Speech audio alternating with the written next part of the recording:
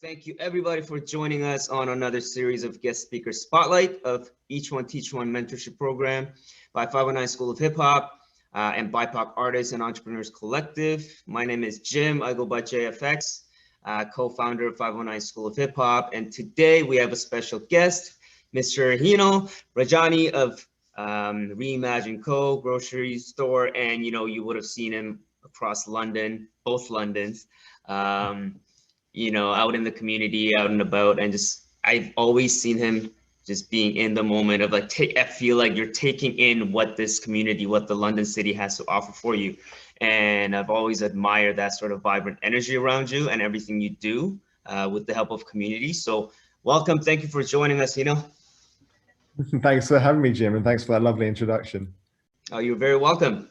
Just to kick things off, I think we are going to go into speaking about how we all kind of came to the city of London, Ontario, Canada. But for you specifically, I know you had moved from London, UK to London, Canada. In 2017, was it that you had moved?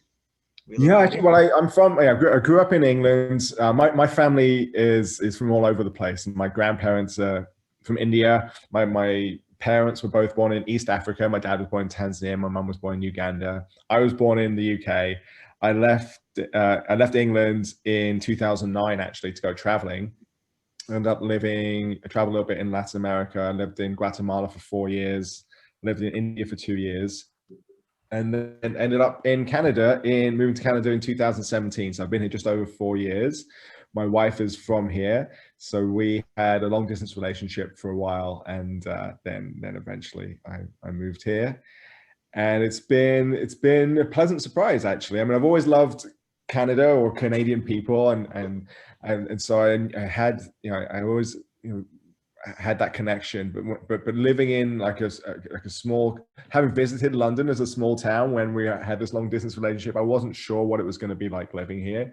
But given that I'm used to the other London, was my experience, and I didn't think I'd even come back to living in a developed country or a big city again. But this is the way it worked out that way, and I wasn't sure what it was going to be like coming to London, Ontario, having visited here. But coming here, it's just been so friendly. I've been people are so open. There's I think it's a great city. I'm fortunate that we live kind of close to in the downtown area, so it's quite walkable, and there's stuff going on in the summer, at least pre-COVID and stuff. So I think it's a great quality of life here. People are great, and there's opportunities and to whatever you want to do really. So that's kind of how I happened upon on London, and then in 2018 is when we opened up Reimagine Co. So my wife and I, Kara, we were always trying to live. We started becoming aware of the waste that we were producing, and so it was. You look out the window, and there's on garbage day, and these big lines of garbage bags and blue bins, and then these big trucks and come and take them all away, and then. I think, well, there's just so much garbage there. It's a bit of culture shock coming from living in India, living in Guatemala, where there's just a lot less stuff and a lot less being thrown away, and there's certainly no big garbage trucks taking all this stuff away. It's just they don't have those facilities. But and then I saw this statistic saying that out of every country in the world, Canadians throw away more garbage per person per year than any other country. And I thought, wow, that's not what I thought when I'm coming to Canada. I think of Canada as being this progressive, thoughtful place. Certainly, we're connected with our environment, and this is the forest city, and Canada's. And then to see that Canada's throwing away more waste than the United States or China or any other big country you can think of. Was really shocking to us, and so that really propelled our own journey along the path of zero waste, or trying to live a more package-free lifestyle. And then it was really from that journey, we started trying to live a package-free lifestyle ourselves, and then from that realizing that it's not really easy to do that. in London, there's not resources, there's not information available about that. And so, you know, how can we connect with other people to live more sustainably together? And that's kind of from that idea is how Reimagine was born. Initially, it was supposed to be a 3-month pop-up. We were doing it a few afternoons a week, and now then it mushroomed into this big thing. And now here we are. We just opened up our package-free grocery store in downtown London at the start of December, in the middle of a pandemic, which was a challenge, as I'm sure you can imagine. But it's been wonderful to see the community support. You know, people coming out to shop with us when they could be going somewhere else. People giving us a try, and people coming back week after week and supporting supporting us. So it shows us that there is some interest in this movement, or in just trying to live a little bit better. And it's, you know, not necessarily about making every change all at once. It's like, how can we be on this journey together? And I think we're seeing around us with, you look at the state of the planet, you look at the state of the economy, you look at this pandemic that we're in, you know, clearly there's some changes needed in the world around us. I think that begins on a local level. Absolutely, I agree. And I think when it comes to mobilizing the community, you know, I really have to say, in the short amount of time that you spent in, you know, let's say London, here in Canada, you know, with the involvement of 101 Day and like all these other, you know, various community activities, you know, I remember you spoke a little bit in a different video about when you didn't have the work permit, the visa to work, right, when you landed here, you just got yourself to volunteer and just get yourself into places, into different organizations to make sure that, you know, you are connecting with the right individuals with a similar vision.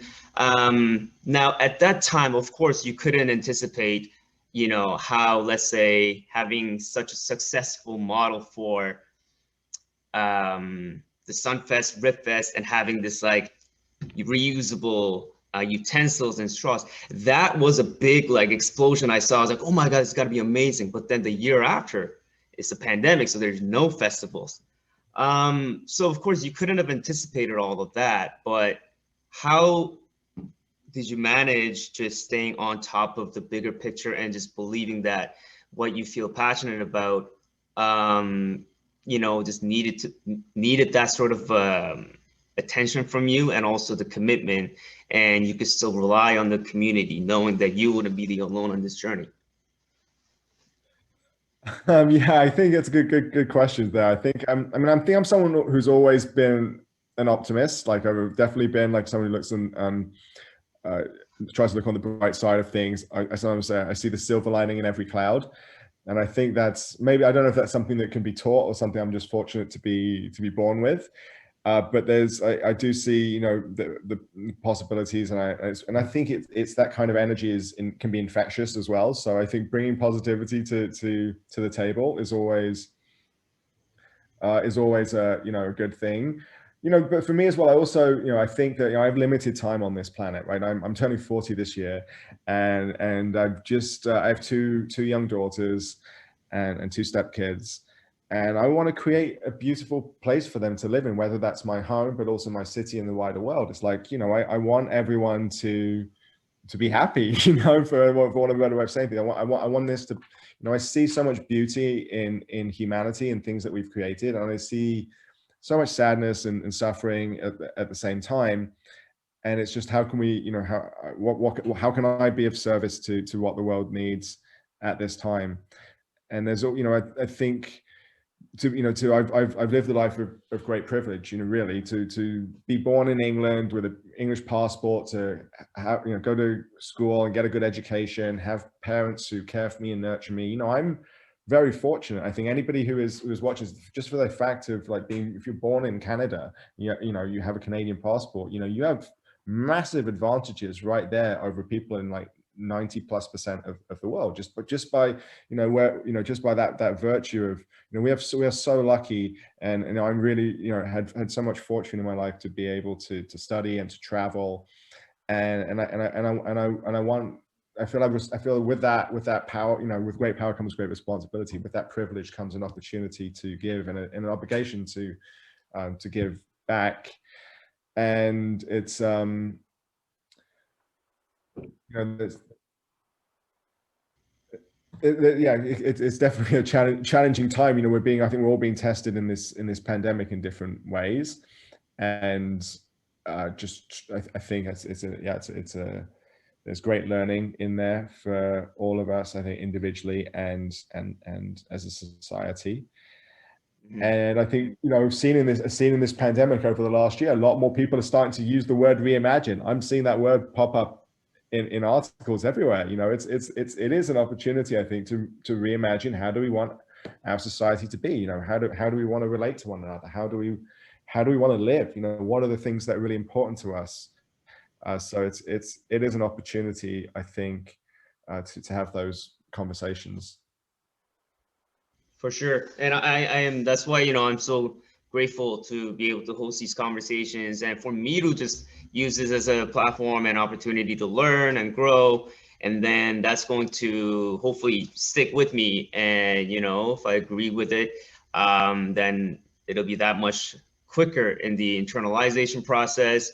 But if I disagree, I feel like at least, you know what, that took time for me to take that in. And that was one of the things that, you know, Leroy had mentioned last week with the first speaker series as well, about building those healthy racial relationships. It starts with the conversation, because you need to have that context. And I think, you know, it's cool to ask like, yeah, how do we reimagine? But if you're not actively collecting the information to like actually understand, truly understand the needs that are being brought up, and instead of that, you just use it as a marketing strategy to just like plant some things out in the future, then I think, you know, you may miss out on the whole full circle approach and you may just pop much more quickly. And I think we've seen some instances like that, whether it's like a culture just becoming a fad immediately, or some things around like, you know, the green earth like initiative, some things that just don't work for a very long time because there was too much fluff around it. And, you know, I do like what you said earlier. I want to go back to that. You know, if you want a happy world for the future, you know, it could be the entire world, but it could start locally and it starts immediately, like within your own home.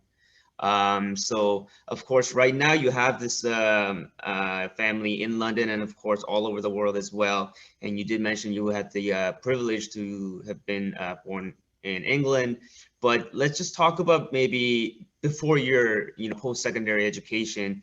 Did you have like outside of the family, any kind of network of support that helped you along the way in maybe helping you realize this may be your passion, this may be your calling, aside from like a specific career designation?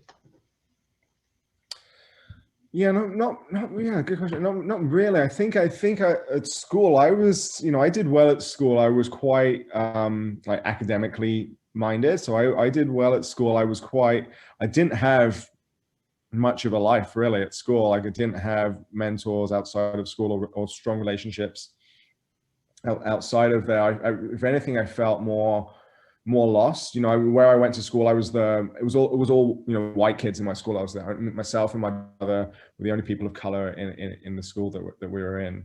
And so I just felt from that and just other reasons, I just felt a bit like an outsider. And at the same time, I think even from an early age, like understanding the privilege that I had, and you're seeing on the news, like people are, you know, starving in Ethiopia, or the wars around the world, and thinking, well, this is so unfair that I have this safety and comfort and other people don't. And so I think that was something I felt from as a kid. I wanted to help or serve in some way. I think as a young child, I wanted to be a doctor. And then I think I wanted to be a lawyer at one point, because the idea of justice was very strong for me, and still is. And then I think I wanted to be a banker. I thought that was going to be a way to help people. I grew out of that one pretty quickly, but I think it was always like some kind of desire to serve, or to, I'm not sure exactly where it came from. You know, my dad was a doctor as well, and was always like wanted to help people too. But I don't know. Yeah, it's a funny time school. It's a weird place. Like it's a weird place that we do. And I see it now with my own kids that we send them Mm, off there and then they come back and it's like yeah. what's even happening in those four walls. Well, yeah, and like the two screens now, right? You're literally just being booked into a slot for like a virtual appointment, and it just that's where the information and the knowledge and the education like is just all packaged into to serve the future, 10 years forward when we can't even like imagine like how this current state of world is going to stay 2 years from today.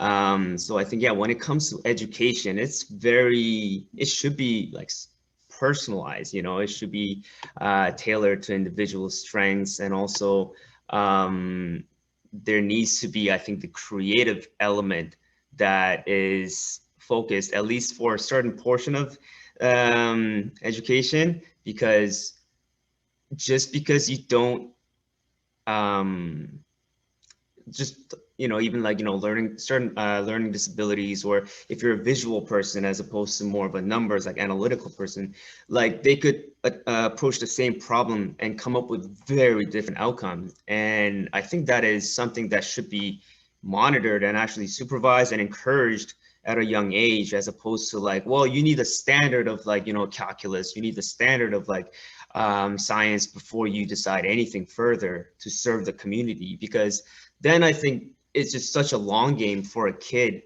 to get excited about their own future, right? Totally. Yeah. I mean, although I think I benefited from the education system in the sense I was good at the exams. I was able to go to like, a good university, Yes. but I didn't love it. I don't know if it really served me and in any meaningful way. Like when I got to university, the last thing I wanted to do was study. After all those years stuck in education, I partied and, I had great experiences and I made good friendships. And I learned a lot of things like outside of the classroom, but I don't, and we still, I'm shocked that we still have like essentially the same system now. And I look at my stepdaughter, she's 13, and like looking at the stuff that she studies, it's like kind of like what I was doing 20 years ago, which is like, I'm not, is that, more than 20 years ago, is that is there not no to way? And I don't know, I guess I just don't know what it is. I think about the world that kids are growing up in these days, or young people. Like it's not a good situation for trying to find a job or make a living, let alone trying to own a house one day. It's awful, and I don't know. I don't know if I would recommend. I know there's someone on the call who's going off to university soon, but I don't necessarily know if I would even recommend that path. Definitely not for everybody or for as many people. There are so many paths out there. If and some of it is dependent on privilege, but I think you are seeing young people creating things for themselves out of nothing in ways that weren't possible 10 years ago, for example. And I know it's a small number of people, but that possibility does exist now, which I think is exciting. But I also think it's sad that just the nature of work and relationship to work has changed, in the sense that there's no job security or certainty, and the like the quality of work that is people are doing in terms of like the meaningful aspects of work are just diminishing, and you're becoming more and more robots on a production line. I think something needs to shift in the world with like the way that money and work are related to one another.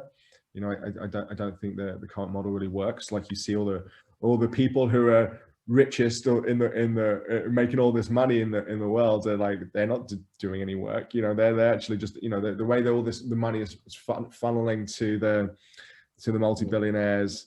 It's absolutely like part of this system. And it's the same reason that they have such meaningless jobs at one end and such ultra concentration of wealth at the other. It's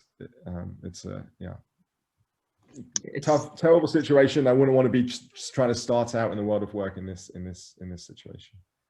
Right. It's definitely, tough in very new way with the technology that has advanced so quickly in the last like decade or two, and the kinds of like social changes that we've seen. Um, and that's also even more amplified through the COVID restrictions. So I sort of want to touch on this aspect as well, because, you know, we're talking about creativity and education and, you know, getting ready for the job with the workforce, career, whatever, the post education, whatever, like that next phase of your life is going to be. You know, a few of us here are dancers, some of us are visual artists, and I know, you know, you are a poet as well, right? So when you think of poetry and any other artistic medium, I feel like, you know, there's a lot of the personal things that we are writing about or you know, producing, but I think that should be a reflection of what we observe, right? You know, it has to have some kind of interpretation of something objective that everyone can sort of understand, like, oh, this is what we're talking about right now, instead of just, you know, I'm in my own world and I hope you can guess what it is that I'm feeling. So when I look at what you may go through as a poet in the writing process, I think there's some correlation to how this Reimagine Co and the grocery store manifested over the last like 3 to 5 years. How do you think we can sort of practice that so we don't fall into this trap of like, I'm just gonna go creative route, or I need to find a cause and make this model work so I can make money, but instead find a way to enjoy the process of two, if that's possible? Yeah, really good questions. Like this is, I think that's the challenge. I'm not sure what all the answers are for that, but I think working more like with collectives, and I think artist collectives and spaces for people to come together, create together, but also produce together. And, you know, I think those more like kind of pop-up spaces, small spaces, and things that are there for the community. It's I think that's what it's about. It's like realizing that, as you said, that there's this shared experience happening now on a global level, you know, in a sense, with this, not just the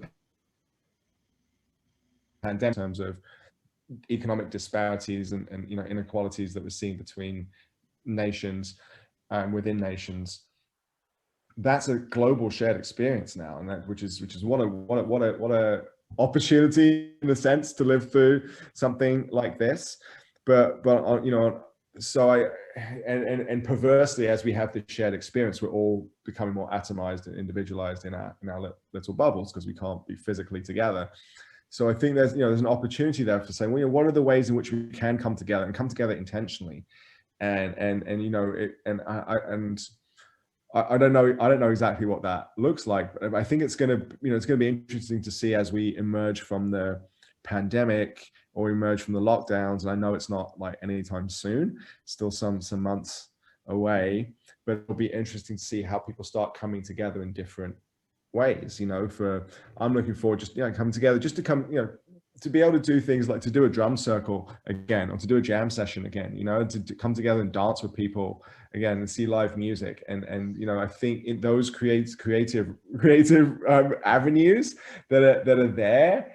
And, you know, that's something that we want to do with Reimagine as well. So with Reimagine, we have our grocery store, which is the front half of the building, and we have the refillery where you can refill your kitchen and bathroom cleaning products. And then behind that, we have another area. It's about 1,500 square feet. And that was going to be our event space, our workshop event space for music. And, you know, we do, you know, teaching as well. But we, you know, we ended up, you know, with the pandemic, like no one's going to an event. And so we didn't, you know, we haven't even really touched that space at all. But that's there waiting, you know, just needs a lick of paint or something. And then we can get it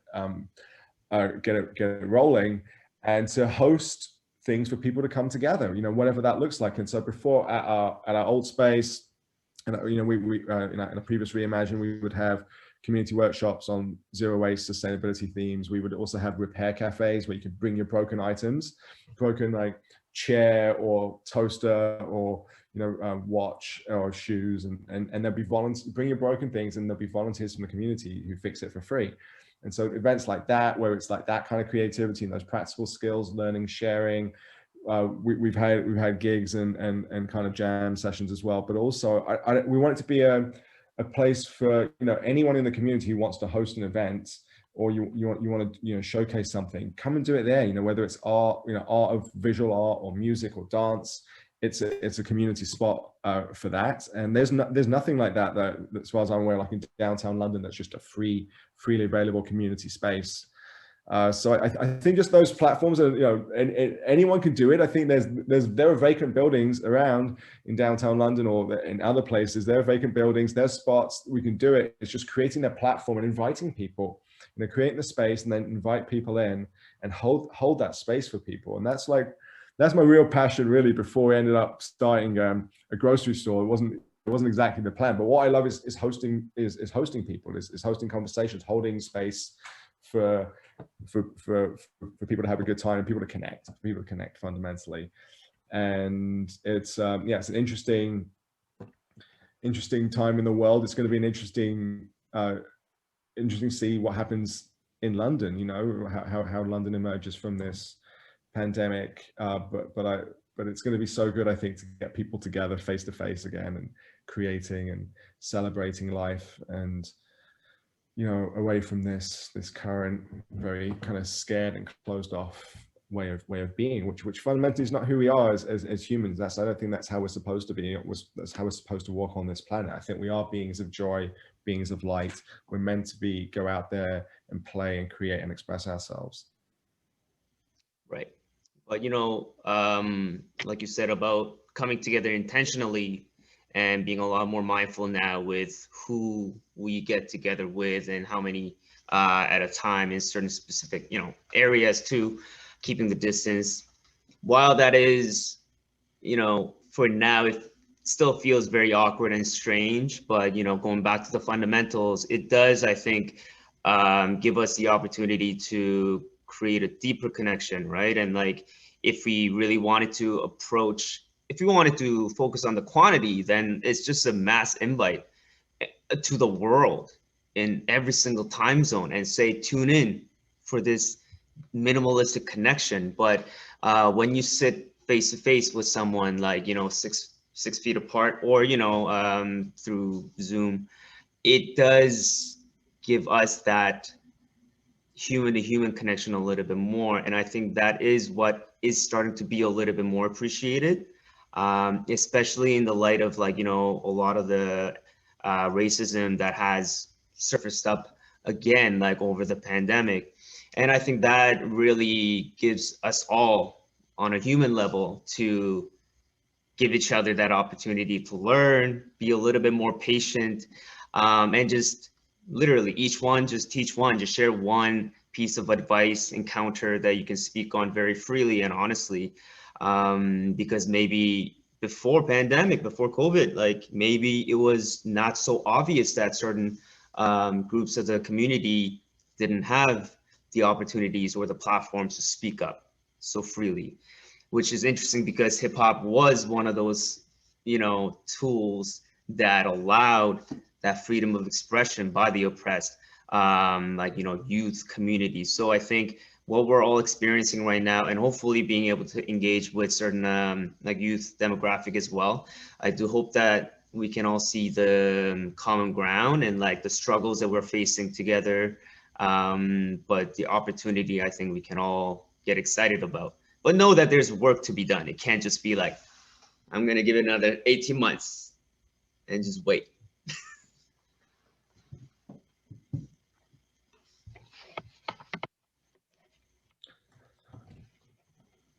Yeah, I think this pandemic is teaching us a lot about the value of those relationships, and so that's a big one for me, of that the closeness and what you can create together in a posse or a crew or a squad, and when you have that connection, that intimacy, and that trust, and that flow together. And it's definitely, it's just learning about how the nature of human relationships, right, and what's really important in those connections.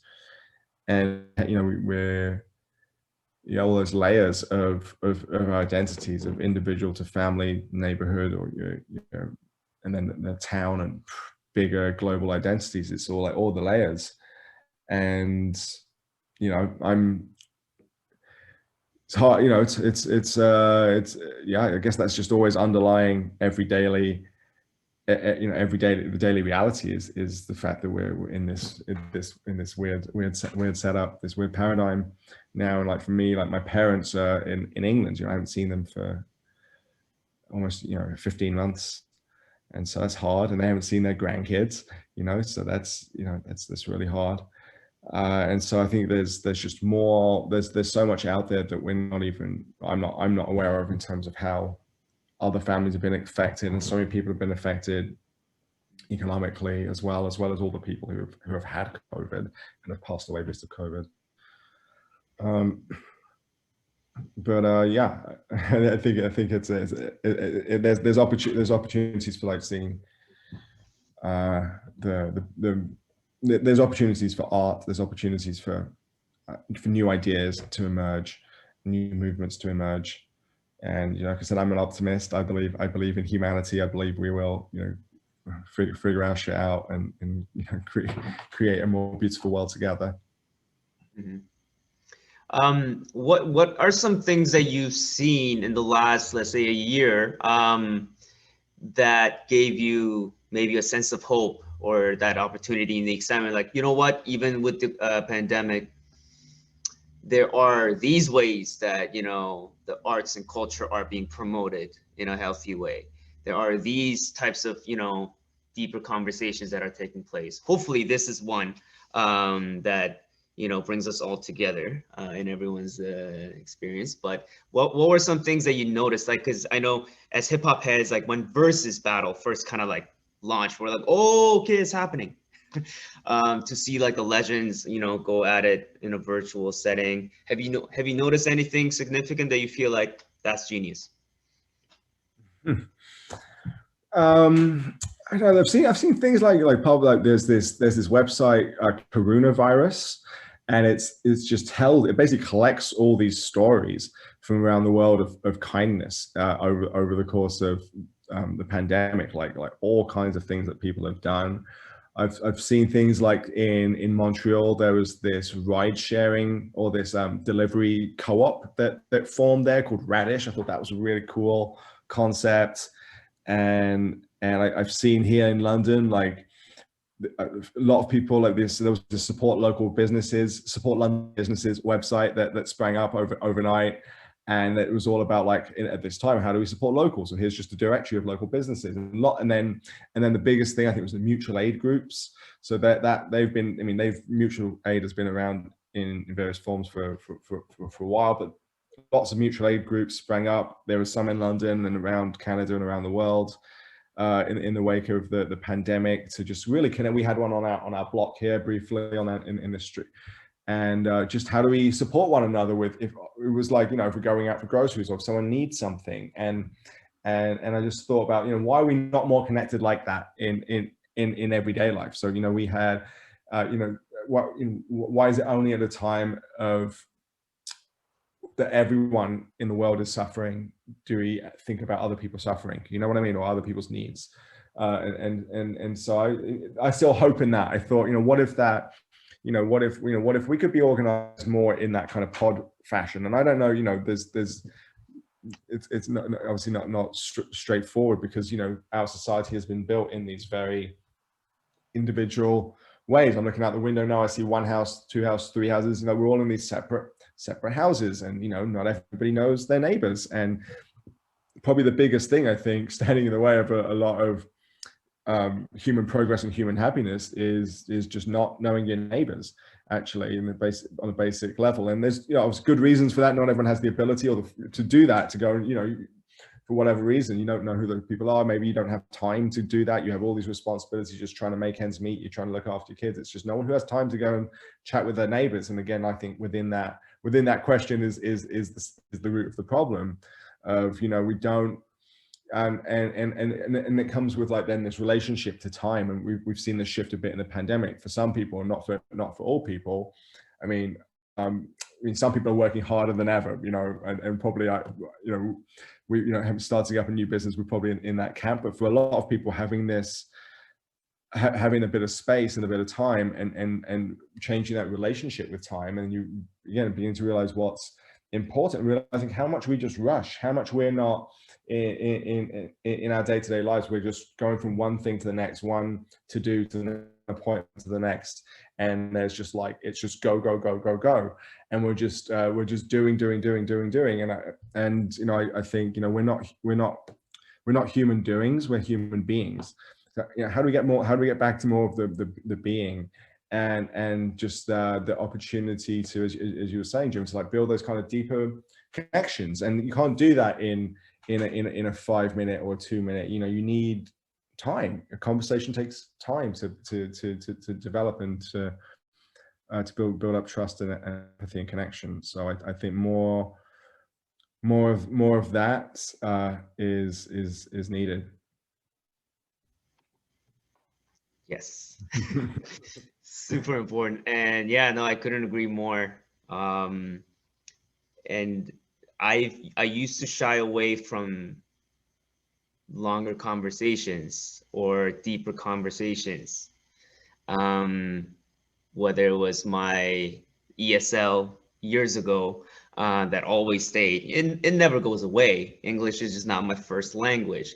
And I look back at my first 4 years in London in high school, CCH, 4 years, and like trying to make friends using this language, and like trying to dress cool, being the shortest one in Korea to be the shortest one in London. You know, all these things like really played a big role in how I carried myself and became, you know, like a preteen, and a teenager and an adult.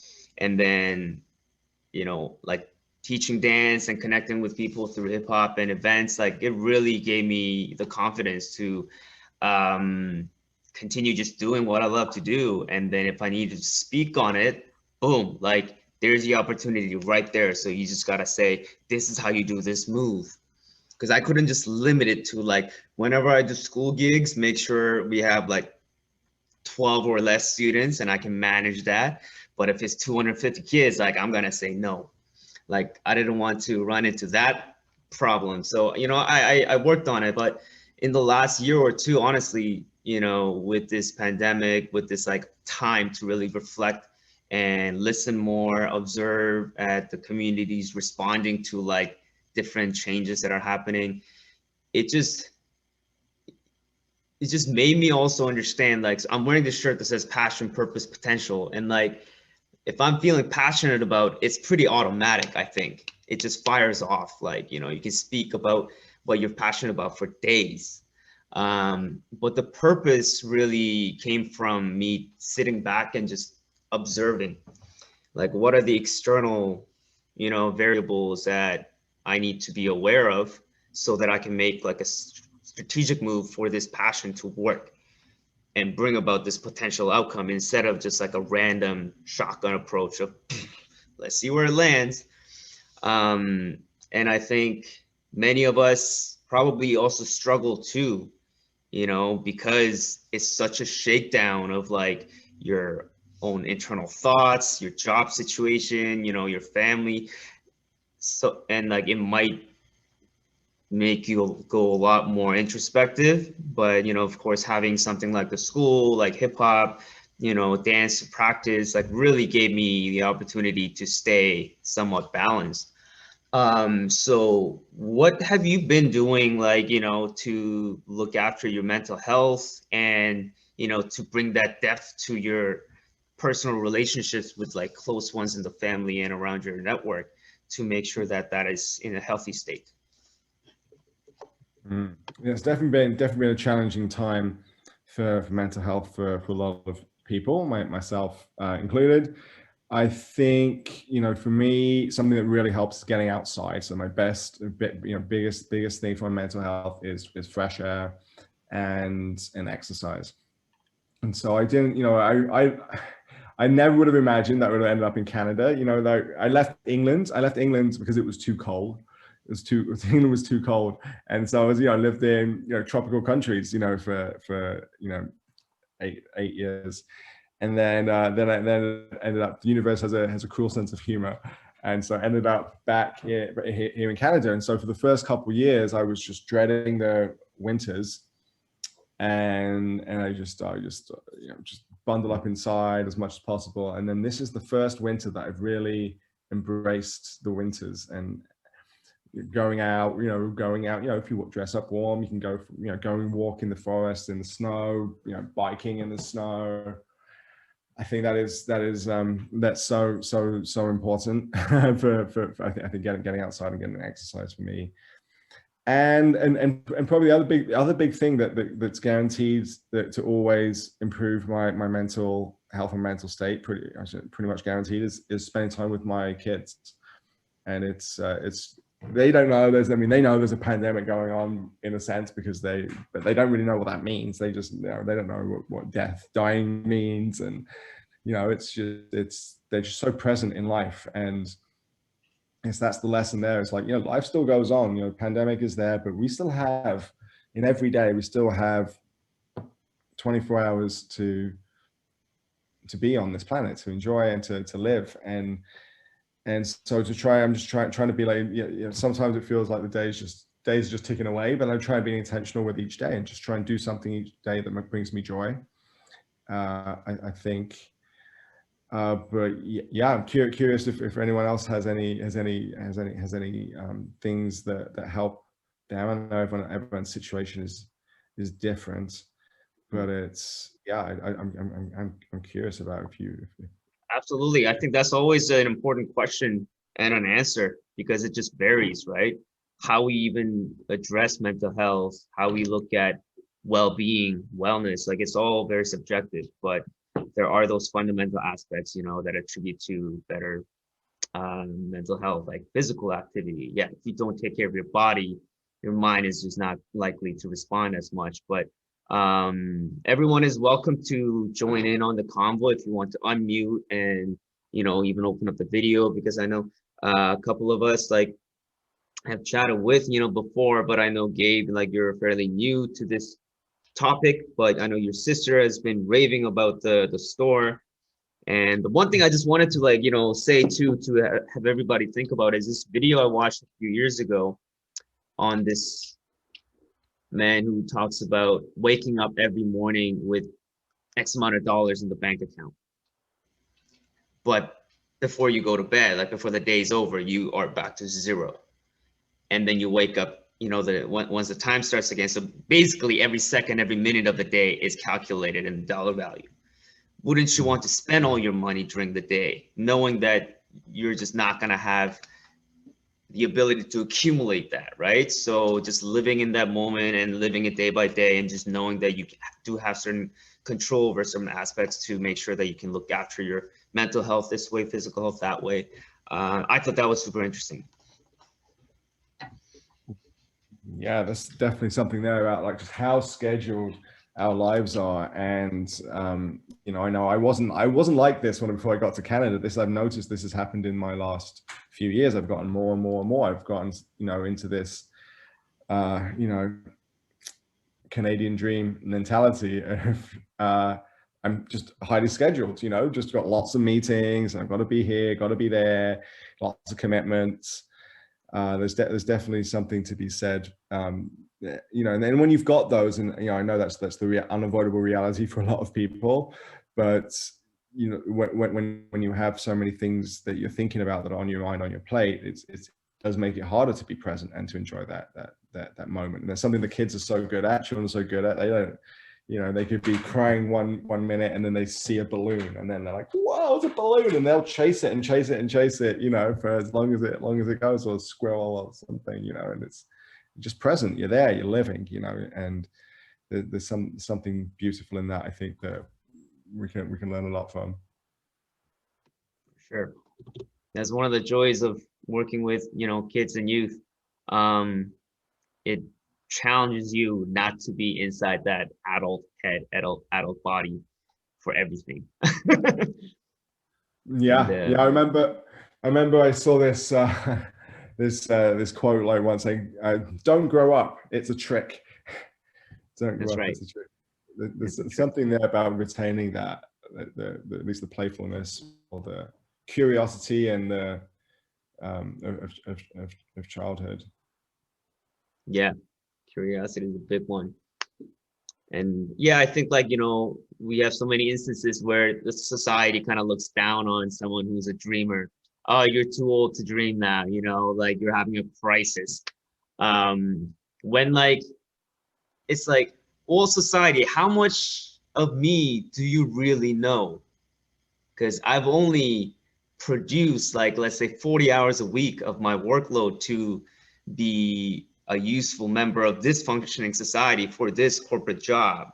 So you don't really know like who I am. You just know a little bit of what I do for this dollar. Mhm. And I think that's such a big gap, for us to fathom and like to even think of it as like, you know what though, there's something we can do to bridge that gap. Because it's a trap. It's so attractive. Certain elements of it is so attractive. Don't you want to wear a suit and tie to work? Don't you want that guaranteed paycheck every 2 weeks? But yeah, I mean, it's really not for everyone.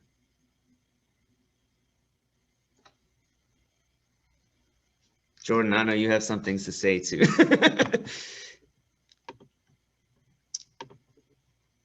But I mean, yeah, I mean, see, like these are the things that we could talk about for a long time, way more than an hour. um, and just to like bring a couple points back up into this series of conversations, it is to spark something and then to be able to continue this momentum, as a collective, as a community. I do believe that work becomes a little bit easier once another person understands the vision of the one person. And, it just takes a little bit of checking in with one another at the beginning, but hopefully over time that just becomes a little bit more, automatic. Doesn't mean it's just passive work. I think it is active commitment, that you make. And maybe for Gabriel, if you don't want to ask it yourself, but you're welcome to engage. He did have a question about, maybe we touched on it a little bit, but maybe more specifically, as a student, new student, because you did excel in academic settings, like any tips on managing the tasks with a given time in order for you to be successful in school, but also have the opportunities to take in everything else that's happening outside of the school? Yeah, that's a good question. So I think, yeah, with that, I think it's trying to blocking off time and being disciplined. Discipline is important, and I guess there's a balance, right? Because I think for me, the most valuable lessons I got out of university were not the things I learned in the classroom, and I think that's true for a lot of people. At the same time, that classroom is somewhat important. At the same time, it's also, the only time, you're not going to have that same kind of freedom and like also all these opportunities on your plate that you probably won't have anything quite like that again in your life. So university is a unique experience, I think, for learning of different types. I mean, learning about cultures. I learned so much more about hip hop at university, because that at school it wasn't like, when I was growing up as a kid at school, it wasn't really like that big of a thing in the UK at that time, and there wasn't, it was lived in a quite a more conservative type place. I'd heard a little, I heard some gangster rap, and it was like kind of getting into that. I thought, what is this stuff? And then Rage Against the Machine, and like, well, what's the whole world out there? But the university is like all these opportunities to go to parties and see like actual DJs and MCs, and like really whether it's hip hop or whether it's dance culture, whatever arts, whatever it is you're into, it's like university, you can dive into it full steam. And I think that's the most valuable thing. It's the opportunity with like really a safety net, in the sense of which in the sense that you don't have as much at stake as you do when you're in a work situation. You can lose your job or whatever. You've got that freedom to go explore. So I would say do that. And with the I think it's more important study things that you're passionate about, that you're gonna that are going to serve the world, that are going to serve your own learning, rather than what's going to serve your career. Would be my that'll be my advice from, again, I guess from my perspective. Everyone's situation is different, but I think there are such such opportunities there at university as there are in the world. And yeah, like one of the things I didn't get to talk about today, but I was going to chat about was this. I think there's so many opportunities to bring for people to come together, and so many challenges in that world today. One of the projects that I love what you're doing here with this BIPOC Artist and Entrepreneurship Collective, and bringing that to the fore here in London. I think there's something, a project we were thinking of when we started working on last year before all these things got kind of pushed back a bit with COVID, but we started putting together this network with BIPOC London of local businesses and entrepreneurs and artists and influencers, and say, what if we just showcase this is who we are, and it's like without, not as a substitute for actual relationships, but as something on top of that. It's like a directory, a map, a resource of promoting this is the culture that we have in London. And like it's a shame because London does have a lot of diversity within it. If you look at actually like census data and things like that, there's a lot of diversity, ethnic diversity and nationalities and languages spoken. But there's like pockets of culture in different parts of the city, and there's not really, it's a shame because we don't, there's not really it could be a melting pot, but it's not really. And I'm not saying that ever it has to be, but I think that's what the richness of one of the beautiful things about Canada is that richness of that, is the diversity that's here. And I wish through this or through what other ways, and I love other, there's other organizations that are trying to do great things as well, and I love Sunfest and what they do for culture in the city. And I think there's something that they're for bringing people together and not just and just showcasing more of what this city has to offer. I think that's something, and I guess on the same lines, another thing we're planning this year. You talked about 101 Day that we did in 2017, 18. And then in 2019, we had City of Neighbours Day, which was a similar idea, but 50 events in London in one day. So we're actually going to be doing that. We're looking to do that again this year. City of Neighbours Day, it's going to be the final weekend of September.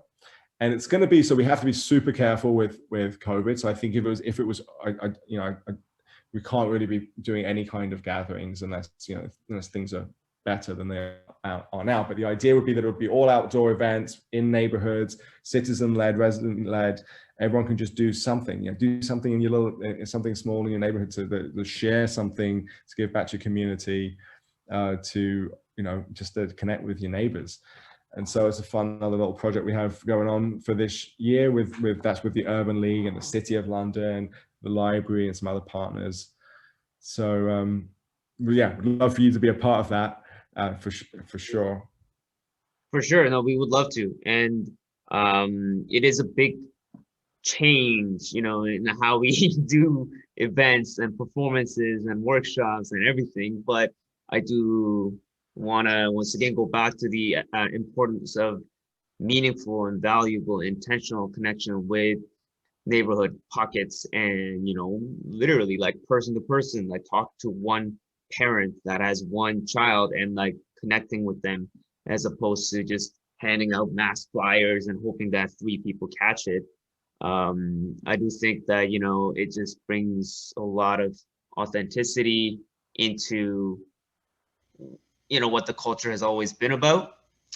It was not necessarily to be received and consumed at a global level. When it came out of the melting pot of New York City in the Bronx, like it was not intentional, for the kids to bring that up to like Olympics level in 10 years. It was more for them. So I think that does speak volumes to like individuals doing things really like, from the heart, for the right kind of impact that they would like to leave. And yeah, like it's always incredible, and I'm inspired by everything that you have already, like in the works and plans and things that are constantly still happening from 3 years ago, and for everything how it's evolved over the years to what it is now. So congratulations to you again. And for anybody else that have anything they want to ask or speak on for the last few minutes, you're welcome to do so. If not, do you have anything else you would like to mention or ask? Yeah, so a hand up. Is that? Do we see a hand up there? Sorry, I'm not seeing the chat. Oh, it was just me, Jim. Oh, there we go. Okay, cool. Yeah, I had a question for you. In kind of shaping a Reimagine Co and helping it to become a reality, have there been any local businesses, organizations that kind of shared your vision and helped Reimagine Co become a reality in building it up? Oh yeah, absolutely. That's a good question. And there's been a lot of great partners we've worked with. It wouldn't have been possible without them. So firstly, with the City of London gave us the initial grant that Net was able to get us started. London Environment Network, fantastic organization. Amazing organization that connects groups and also advocates. We work very closely with Thames Region Ecological Association, so they're a charity. They've been around for a couple of decades in London, and so we're partnering with them on the Thing Library. So I didn't mention the Thing Library. So thinglibrary.ca. It's a library of things that's coming to London this summer at Reimagine. It's going to be housed at Reimagine, so you can borrow whether it's like garden tools or like kitchen equipment or camping gear. You can just pay like a monthly membership and have access to all these things for free. So that's a project we're doing with them. But it's been who else? So many people locally. Urban Roots have been great to work with. And Reforest London are great, and Squeaky Wheat by Co-op, and we've had some different funders, and we've worked with a lot of different like artisans, like small scale producers. So yeah, it's been great to actually. That's one of the fun parts of the job actually, is being, especially with the grocery side of things more than the refillery side of things. It's working with like local food producers. So we like the people we get our maple syrup from, Crinclaw Family Farms. So they're on the south end of London, just like in Westminster, and they've had their farm there since 1832. The family's 8th generation. So like opposite story to me, like newcomer to Canada. They've been there for 8 generations, and it's where we get our maple syrup from. So I think it's super cool that it's like from London, and then because we're working with a local producer, we can chat with them and say, hey, can we get it in, instead of this little maple syrup bottle like this, can we get it in a 20-liter jug? And they're like, sure, we can do that. And then we can just get a 20-liter jug, and people can refill their own bottles, and it just makes sense all around. You're doing it right. You're doing things right.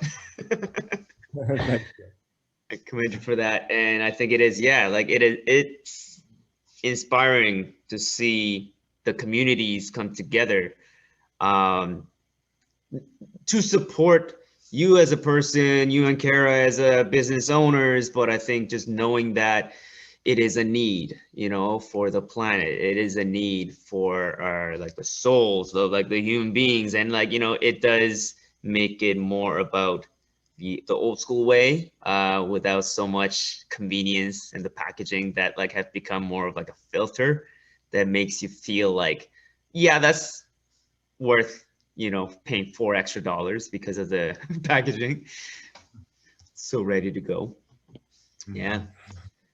That's cool. That's a good question, Jordan. Anybody else?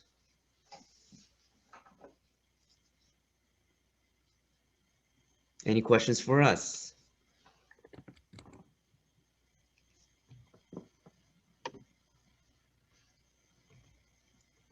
Cool. Well, it's been a lovely conversation, and I'm sure we'll connect again about this, about other things.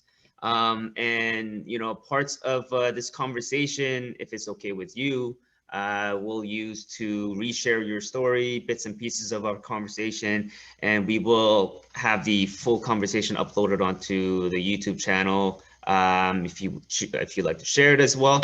But thank you so much for making the time to speak with us. And once again, it's a pleasure, it's a privilege, it's an honor having you on here.